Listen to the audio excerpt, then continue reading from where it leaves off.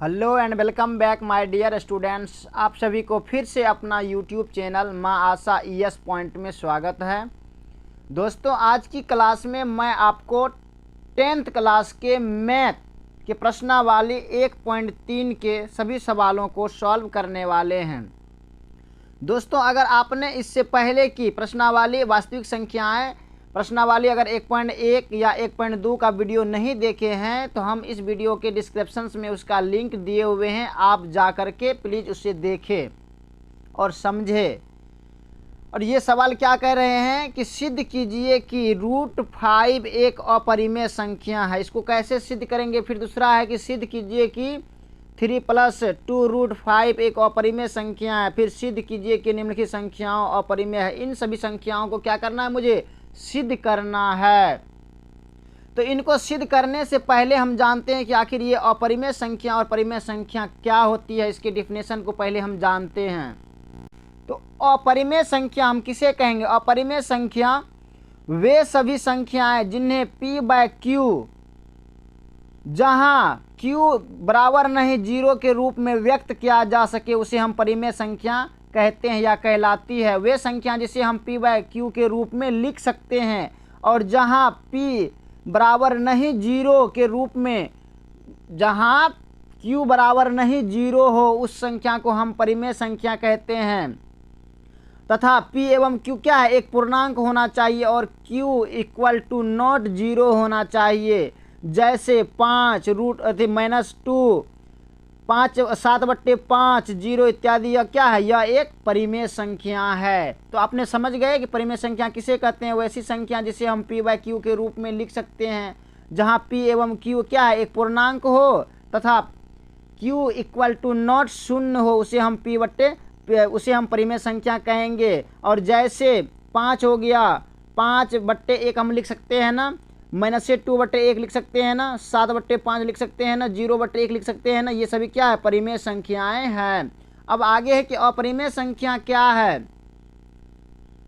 तो वे सभी संख्याएं जिन्हें p/q के रूप में व्यक्त नहीं किया जा सके अपरिमेय संख्या कहलाती है। वे सभी संख्याएं जिन्हें p/q के रूप में व्यक्त नहीं किया जा सके उसे अपरिमेय संख्या कहलाती है। जैसे √2 √3 √5 इत्यादि क्या है? यह एक अपरिमेय संख्या, इसको हम p/q के रूप में नहीं लिख सकते हैं। इसलिए यहाँ क्या है? पाई क्या है? पाई एक अपरिमेय संख्या। आपके क्वेश्चन में, आपके बिहार बोर्ड एग्जाम में पूछेंगे कि ये क्या है? पाई क्या है? परिमेय संख्या की अपरिमेय संख्या है। पाई कौन सी संख्या है?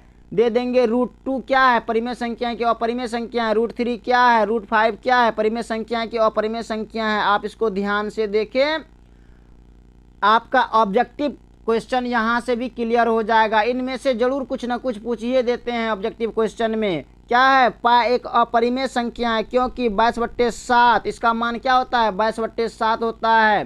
तथा अगर इसको पॉइंट में लिखे तो 3.14 होता है। पाई के लगभग बराबर होता है। ये इसका मान होता है 3.14। आपके ऑब्जेक्टिव क्वेश्चन में पूछ देंगे पाई बराबर क्या होता है, वहाँ पे 3.14 दे देंगे, 3 को ऑप्शन और देंगे। तो आपको ये सब बात ध्यान में रखना पड़ेगा।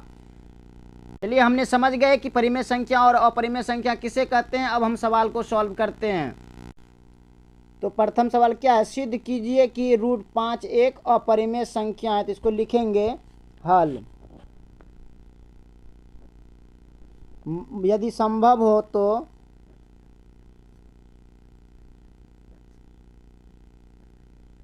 तो माना कि √5 एक परिमेय संख्या मान ले अपने मन से।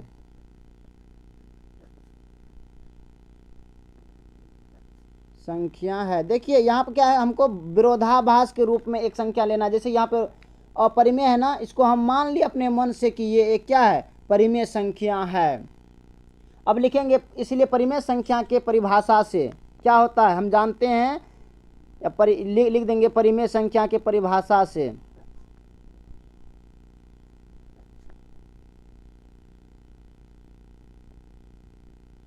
परिभाषा से लिख दिए। अब हम क्या करेंगे? तो आप चूंकि आप जानते हैं कि p/q के रूप में होता है परिमेय संख्या, इसलिए p/q बराबर हम कर देंगे √5 और इसको हम क्या करेंगे, समीकरण 1 मान लेंगे और यहाँ लिख देंगे जहाँ P एवं Q क्या है, जहाँ P एवं Q एक पूर्णांक है, पूर्णांक है और Q इक्वल टू नॉट शून्य हो। और एक बात यहाँ है कि P एवं Q, ये P एवं Q में यहाँ उभयनिष्ठ कोई भी, इसके अतिरिक्त कोई भी गुणनखंड नहीं है, अर्थात यह क्या है, P और Q स्वाभाज्य संख्या है। तो इसको लिखेंगे, देखिए हमने यहाँ आपको समझने के लिए लिख दिए हैं कि जहाँ P एवं Q क्या है, एक पूर्णांक है, P एवं क्या है, एक पूर्णांक है, और Q इक्वल टू नॉट शून्य हो, यहाँ Q के बराबर शून्य के बराबर नहीं होना चाहिए। और क्या है, जहाँ यहाँ P और Q में एक के अतिरिक्त कोई उभयनिष्ठ गुणनखंड नहीं है, इसमें एक ही है ना छिपा हुआ, एक के अतिरिक्त दूसरा तो नहीं है, अर्थात P और Q क्या है, एक स्वाभाज्य संख्या है। आप चाहे तो इसको नहीं भी लिख सकते हैं, लेकिन इतना जरूर लिखना पड़ेगा जहाँ P एवं Q क्या है, एक पूर्णांक है और Q इक्वल टू नॉट शून्य हो, यहाँ तक आपको दर्शाना पड़ेगा। इसके आगे फिर लिखेंगे कि अब समीकरण 1 से लिख देंगे, समीकरण 1 से क्या लिखेंगे, इसीलिए P/Q बराबर √5 है। अगर कुछ नहीं है तो हम एक अपना मन से दे सकते हैं ना, एक दे दिए और क्या किया हमने, क्रॉस मल्टीप्लाई कर दिए, या क्या हो गया, इसको इससे गुना किए, फिर इसको इससे गुना किए, क्रॉस मल्टीप्लाई, P बराबर क्या होगा, ये Q √5। अब दोनों तरफ वर्ग करने पर लिखेंगे, यहाँ पे दोनों तरफ वर्ग करने पर, दोनों तरफ वर्ग करेंगे या, इसलिए या P का स्क्वायर बराबर Q√5 का स्क्वायर, या देखिए यहाँ पे P स्क्वायर हो गया, P का स्क्वायर, P पर ऊपर पावर है तो P स्क्वायर हो गया, बराबर ये 5 तो रूट से यहाँ से निकल जाएगा ना, जैसे अगर इसको ऐसे करते हैं Q गुना Q, उसके बाद क्या होगा, अगर 5 है कि नहीं है, फिर इसको गुना करेंगे तो क्या होगा, ये दोनों, ये 5 निकल जाएगा ना, एक दूगो है रूट में तो एक निकल जाएगा बाहर, तो क्या हो जाएगा, या इसको हम P स्क्वायर बराबर Q का स्क्वायर हो गया और यहाँ पे 5 निकला, इसका मतलब 5 Q स्क्वायर हम लिख सकते हैं ना इसको। अब यहाँ देखिए, यहाँ क्या है, ये P स्क्वायर जो है क्या करते हैं, ये P स्क्वायर को ये 5 विभाजित करती है कि नहीं करती है, ये P स्क्वायर को 5 विभाजित करती है। तो यहाँ लिखेंगे, अब लिखेंगे चूंकि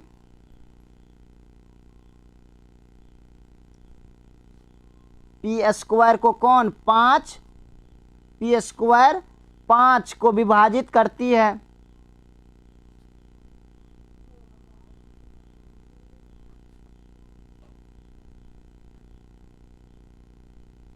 इसलिए क्या होगा, P 5 को भी विभाजित करेगी।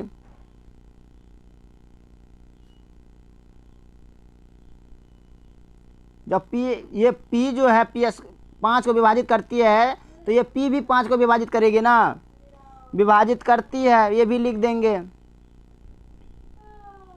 और इसको समीकरण हम क्या करेंगे, 4 मान लेंगे, 3 वो उधर था, एक 4 इसको भी मान लेंगे। अब अपने मन से क्या करेंगे, पुनः माना कि लिखेंगे, अपने मन से, क्योंकि मुझे सिद्ध करना है ना, लिखेंगे पुनः माना कि P बराबर 5 के, मान लिया अपने अपने मन से, ये P बराबर ये 5 के मान लिए हमने। इसलिए समीकरण 2 में, P बराबर 5 के का मान रखने पर, अब समीकरण जो 2 था यहाँ पे हमने जहाँ पे इसको निकाले थे, P स्क्वायर बराबर यहाँ पे, ये इसका स्क्वायर हुआ था ना, यहाँ ये समीकरण इसका 2 हुआ था, यहाँ ध्यान से देखिए, यहाँ समीकरण हमने 2 माने थे इसको, इसलिए हमने क्या किया, अब ये समीकरण का इस p बराबर 5 के इस समीकरण पे मान बिठाएंगे, चूंकि समीकरण 2 क्या था, तो क्या हो गया समीकरण 2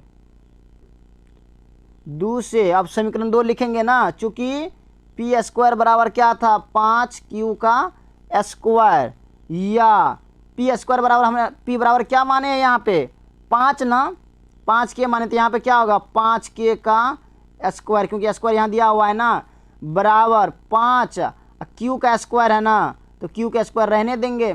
फिर आगे या 25 हो गया, k स्क्वायर हो गया, और 5q का स्क्वायर। देखिए इसमें क्या है 5 यहाँ भी है, 5 यहाँ भी है, अगर 5 से भागा देंगे तो क्या होगा, या इसको ऐसे भी लिख सकते हैं 5 से भागा देने पर, 5 से भाग देने पर,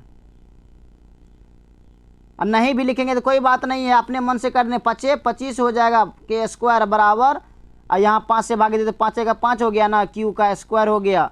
अब देखिए यहाँ पे क्या है, यहाँ पे क्यू स्क्वायर 5 से विभाजित होती है कि नहीं होती, ये क्यू स्क्वायर 5 से विभाजित होती है, लेकिन वहाँ पे क्या था, वहाँ पे क्या था, यहाँ पे देखिए पी स्क्वायर 5 को विभाजित करती थी, इसलिए पी 5 को विभाजित करती है, तो इसको यहाँ पे लिखेंगे,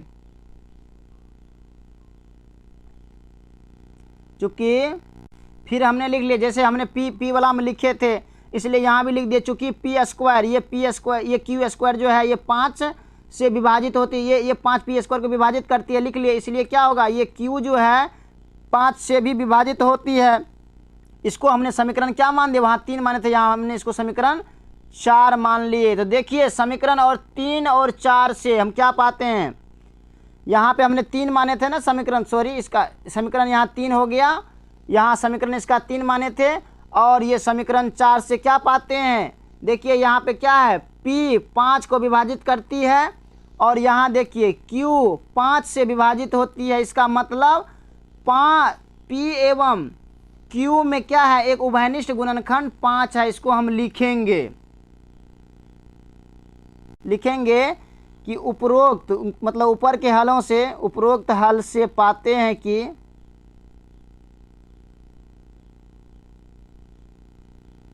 या उपरोक्त हल के समीकरण, ऐसे लिखेंगे समीकरण 3 एवं, अब हमने लिख दिए कि उपरोक्त हल के समीकरण 3 एवं 4 से पाते हैं कि P एवं Q में उभयनिष्ठ गुणनखंड 5 है, जो हमारी मान्यता के विरोधाभास है। हमने पहले माने थे ना कि P एवं Q में उभयनिष्ठ गुणनखंड नहीं है, P एवं Q क्या एक परिमेय संख्या है, लेकिन यहाँ पे क्या है 5 उसका क्या इसका उभयनिष्ठ गुणनखंड आ गया, इसका मतलब जो हमने माने थे वो गलत सिद्ध हुआ, तो लिख देंगे इसलिए हमारा मानना गलत है, लिखेंगे इसलिए हमारा मानना गलत है कि, इसलिए हम लिख दिए कि हमारा मानना गलत है कि √5 एक परिमेय संख्या है, अतः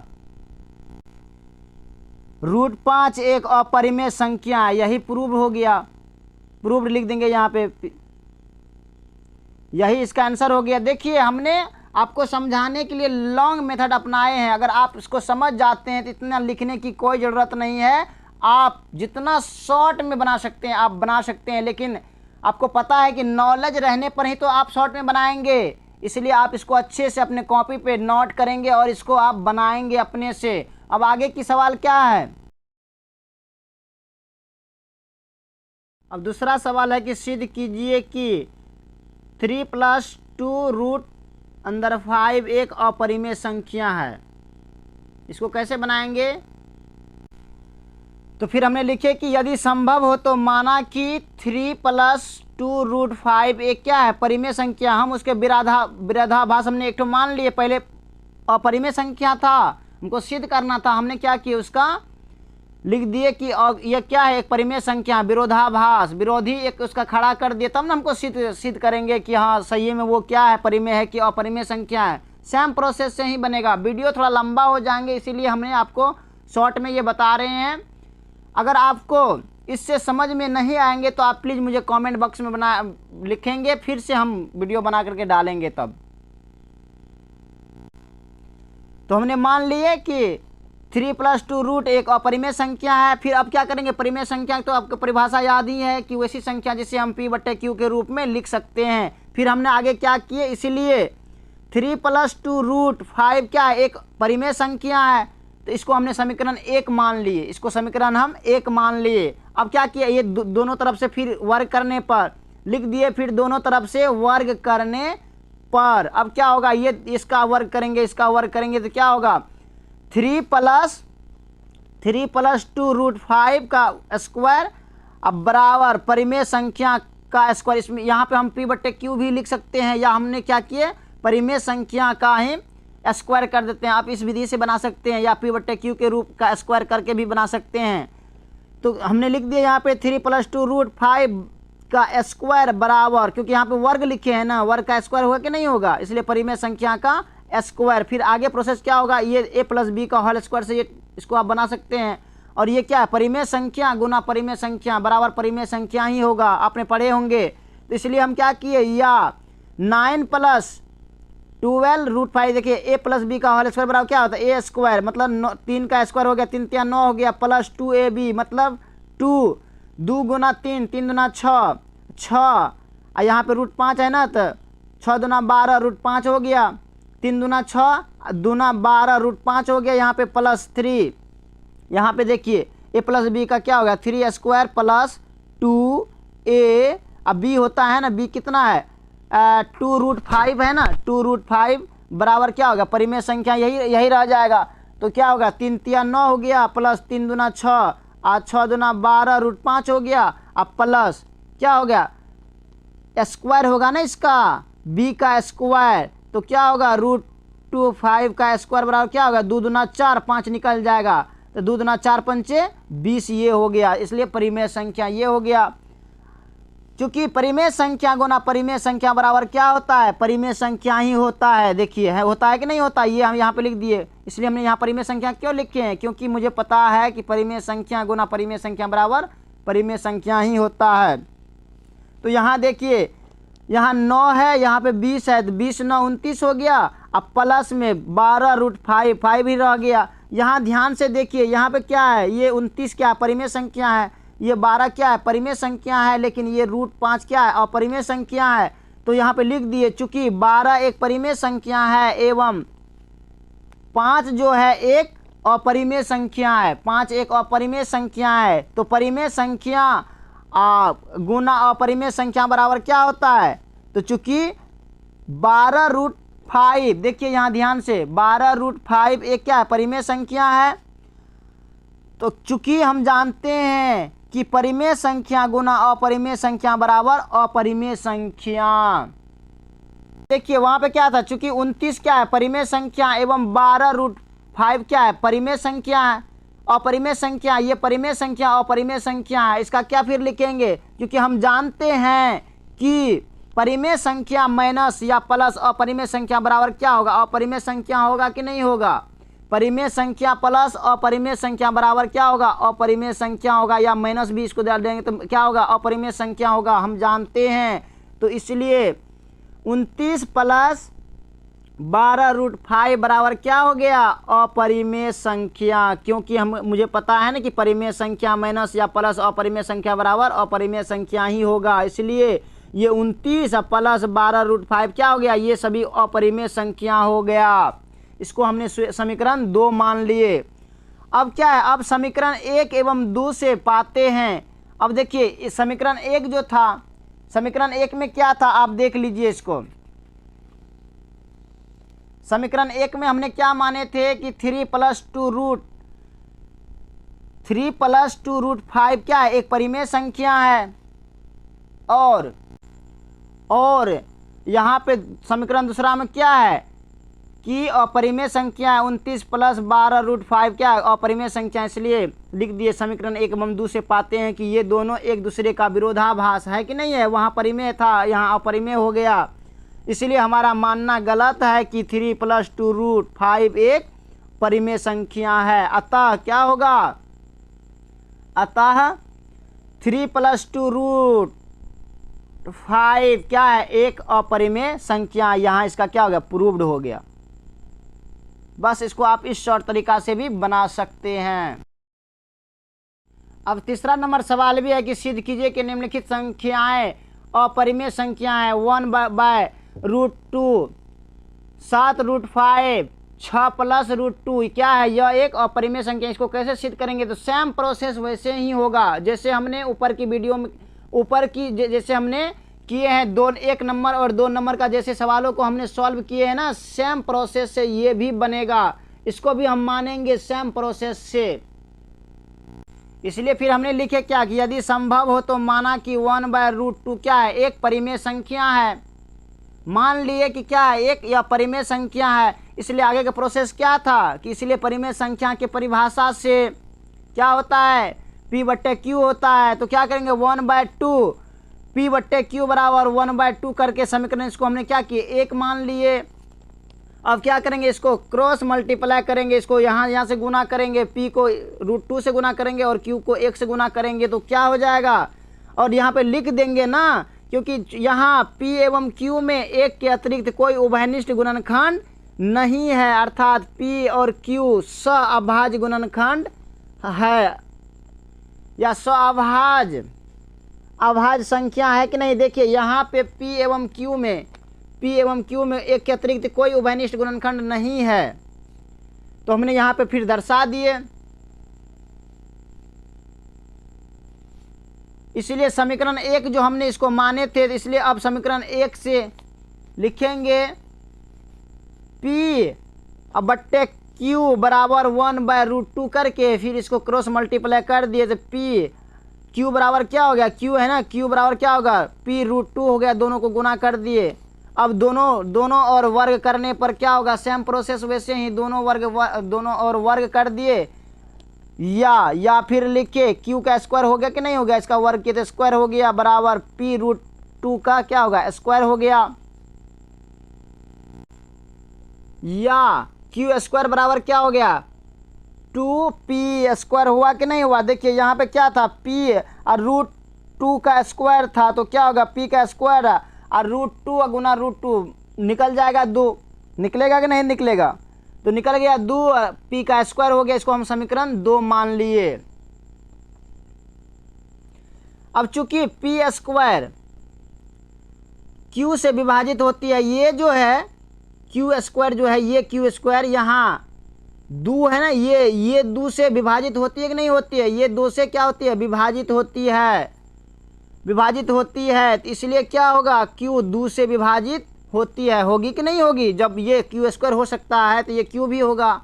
इसको हमने क्या किए, समीकरण 3 मान लिए। इसको समीकरण हम 3 मान लिए। अब क्या है, पुनः मान लिए, फिर हमने जैसे आगे की सवालों को हमने सॉल्व किए थे, पुनः माना कि Q बराबर, ये Q जो था ना, ये वाला Q, ये Q के बराबर हमने क्या मान लिए, 2K मान लिए। फिर हमने 2K मान लिए। इसलिए समीकरण 3 में Q बराबर 2K का मान रखने पर, समीकरण 3 यही था ना, समीकरण 3 में Q का मान रखने पर, सॉरी समीकरण यहाँ 2 होगा, समीकरण 2 में इसका मान रखने पर क्या हो जाएगा, Q² बराबर 2, यहाँ पे Q² बराबर 2P² था कि नहीं था, इसलिए यहाँ पे लिख दिए। चूँकि Q² बराबर 2P², यहाँ पे समीकरण 2 होगा, बराबर लिख दिए। Q बराबर हमने कितना माने, 2K माने हैं, 2K यहाँ दे करके इसको स्क्वायर कर दिए, बराबर 2P² रहने देंगे। अब आगे क्या होगा, 2 दूना 4 K² हुआ, बराबर 2P² हुआ, इसको ऐसे ही रहने देंगे। फिर क्या हो गया, 2 से इसमें भाग लग सकते हैं ना, 2 दूना 4 कर दिए, 2 का 2 हो गया। इसमें चाहे लिखे या नहीं भी लिखे कोई फर्क पड़ने वाला नहीं, अपने मन से कर सकते हैं इसको। तो चूंकि देखिए P² यहाँ पे क्या, ये P² को 2 से विभाजित होती है कि नहीं, ये 2 से क्या होती है, ये P² विभाजित होती है, तो इसीलिए P 2 से विभाजित होती है, होगी कि नहीं होगी। जब P² को कर सकती है तो P को भी करेगी कि नहीं करेगी, विभाजित होती है। इसको समीकरण हमने 4 मान लिए। अब देखिए समीकरण 3 में क्या था, P 2 से विभाजित होती है। और यहाँ देखिए 4 में क्या कह रहे हैं कि P 2 से विभाजित होती है। इसका मतलब Q और P दोनों क्या होती है, विभाजित होती है। किससे, 2 से। इसका मतलब क्या हो गया, इसका उभयनिष्ठ गुणनखंड जो है ना, एक के अतिरिक्त इसमें क्या है, 2 है। तो फिर लिख देंगे उपरोक्त हल के समीकरण 3 एवं 4 से पाते हैं कि P एवं Q उभयनिष्ठ क्या है, P एवं Q उभयनिष्ठ गुणनखंड है, जो हमारी मान्यता के विरोधाभास है। हमने लिख दिए, और इसलिए क्या था, विरोधाभास है कि नहीं, हमने वहाँ पे माने थे कि क्या है, इस एक के अतिरिक्त इसमें कोई उभयनिष्ठ गुणनखंड नहीं है, लेकिन यहाँ पे 2 आ रहा है। इसका मतलब गलत हुआ कि नहीं हुआ। इसलिए हमारा मानना गलत है कि 1/√2 क्या है, एक परिमेय संख्या है। अतः 1/√2 एक क्या है, परिमेय संख्या। ये इसका क्या हो गया, प्रूव्ड हो गया। बस यही हो गया दोस्तों। ये चैप्टर बहुत इंपॉर्टेंट है, इससे प्रत्येक साल एक सवाल पूछ लिया जाता है, तो आपको ध्यान से इसको अपने कॉपी पर नोट करना है। देखिए ये मैथ है, एक बार में समझ में नहीं आए तो 2-4 बार बनाइए अपने से, जरूर आपको समझ में आएंगे। अगर आपको समझ में आ जाएंगे ऐसे ऐसे कितने सवाल आप बना डालिएगा। अब दूसरा सवाल क्या है, 7√5, तीसरा है 6 + 2 सेम कंडीशन तो है, हमने इसको बनाए हैं ना यहाँ पे, तो सेम प्रोसेस से इस टाइप से ही लिखना है। इसमें भी लिखेंगे कि यदि संभव हो तो माना कि 7√5 एक परिमेय संख्या है, और आपको कंडीशन तो पता है, इसलिए परिमेय संख्या के सूत्र से परिमेय संख्या समीकरण 1 मान लिए, और दोनों और वर्ग करने पर, दोनों और वर्ग कर देंगे तो क्या हो जाएगा, 7×7 = 49, अब 5 निकल जाएगा, 49 पंचे यहाँ पे हम निकाल देंगे, फिर परिमेय संख्या लिख देंगे। इसी टाइप से फिर आप आगे बना सकते हैं। इसका कंडीशन ऐसे ही है, बस अंत में जाकर के वही लिखना है कि उपरोक्त समीकरण 3 या 4 से जो आप समीकरण मानेंगे उससे ये हल प्राप्त होता है, या इसका विरोधाभास है। बस सेम कंडीशन है। अगर आप इसको ये इससे ऊपर वाले जितने हमने 1, 2, 3 या 4 को बताए हैं, अगर आप इसको कंप्लीट कर लेते हैं तो ये 2 आसानी से आपको बन जाएगा। अगर आपको नहीं बनेगा तो प्लीज़ आप हमें कमेंट में बताएंगे, हम ज़रूर फिर इसका वीडियो बनाएंगे। बाकी आज का वीडियो हम यही एंड करते हैं, क्योंकि फिर काफ़ी लंबे हो जाएंगे। फिर आगे का चैप्टर जो है 3 प्रश्नावली 1.4 हम आगे की वीडियो में बनाएंगे। बाकी अगर आप अभी तक आपने हमारे YouTube चैनल को सब्सक्राइब नहीं किए हैं ना, तो प्लीज़ सब्सक्राइब करें एवं अपने दोस्तों को भी शेयर करें। बाकी thanks very much, all the best.